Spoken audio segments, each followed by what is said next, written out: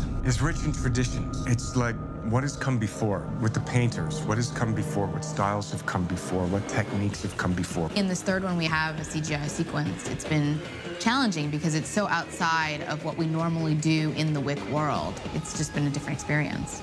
We set such higher standards on the first two movies that you always have to kind of one-up it. We tried to put things on the edge of what's real and still make it cinematic. There are a lot of influences in the film, and one of the things that I saw a picture called Villainous, and it turned out that Chad had seen it. Villainous was a great film, great action movie, great Asian cinema, and they had a great motorcycle sequence in it. And it's been the first film in a while where me and my stunt team were impressed, like, oh, that was a really cool idea. We're like, well, we don't want to copy it, we don't want this. We're like, you know what? Not only are we going to copy it, we're going to try and figure it out. They came together and they were like, On the first John Wick, we had an extremely limited budget. Most of what we did, practical and long takes, is because we simply couldn't afford a second camera. And at the time, they came from a very limited budget too, and they did something that was fresh. It was new. It was a new way to kind of shoot this bike chase. The first couple times we watched it, me and my stunt team, my VFX team, for the life of us, we couldn't figure out exactly how they did it. So in this obsessive way, we're like, let's just try to figure it out, just for our own sake. And we started trying to figure it out, and we're like, oh, this is what they did. This is really interesting. It was like a puzzle we tried to piece together. It wasn't as simple as we thought it was. It was a lot of work, and it was a lot of creative skill. This is tipping our hat to them. You know, it's like, good job. Good fucking job.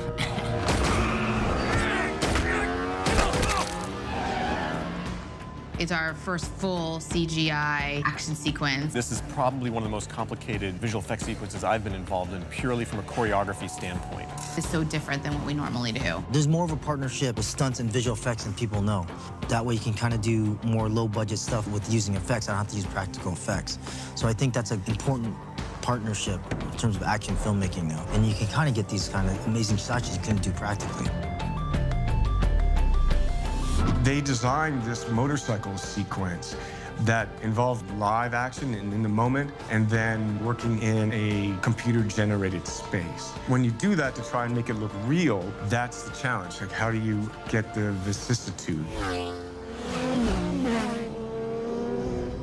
We shot the motorcycle sequence on the Verrazano Bridge. It's this big suspension bridge, and it's multi-levels, and it was really great because you could see New York in the background, and it really made for a great, spectacular setting. Everything we did had to have a visceral reaction to the audience.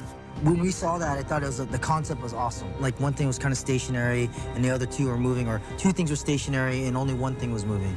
So we're like, well, we can one-up that. We can make everything moving in the frame, so there's not really a cheat.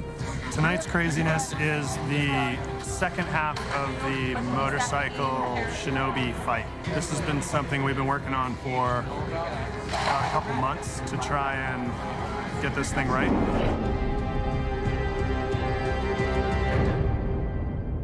The stunt team worked out the choreography first. That was super important. You have to get the fight beats working, and then everything else will come after that. Then you start working on cameras. And then, of course, you have to adjust the fight because you want to make sure the camera looks at the right thing at the right time. We did yet another test of that where we shot it on green screen. And we realized that what the stunt team had been working on actually wasn't 100% the right size by about a couple of feet per lane. Getting over there. Well, a couple of feet per lane is a big deal.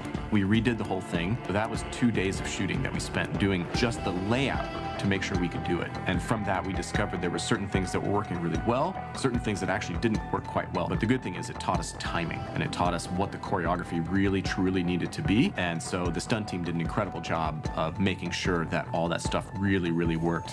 Once we had that, then we were ready to actually do the action.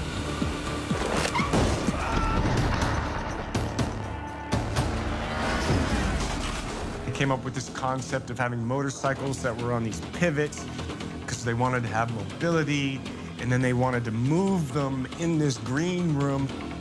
So then there were people pushing them in green suits. Yeah, we just wanted to put some dudes in green suits, really. It was pretty great. I just wanted to embarrass the stunt team. This suit sucks. So then it became this dance.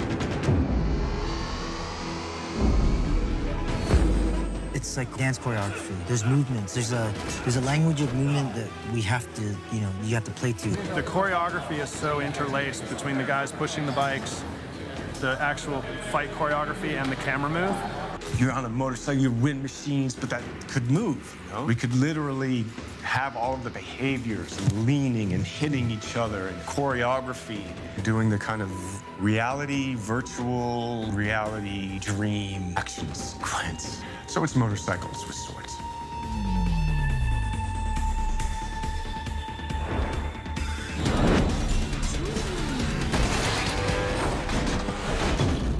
Chad Stahelski is extremely relentless, but that's how you get what you want in this business, right? That's how you get John Wick Part 1 done. That's how you get Part 2 done.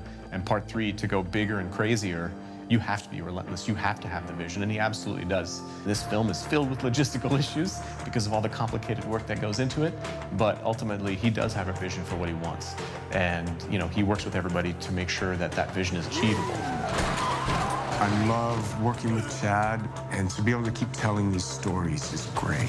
And for me to have the opportunity to continue to tell the story with Chad's vision and everyone involved is really exciting and thrilling, and hopefully people will enjoy it. I'd like to see the manager.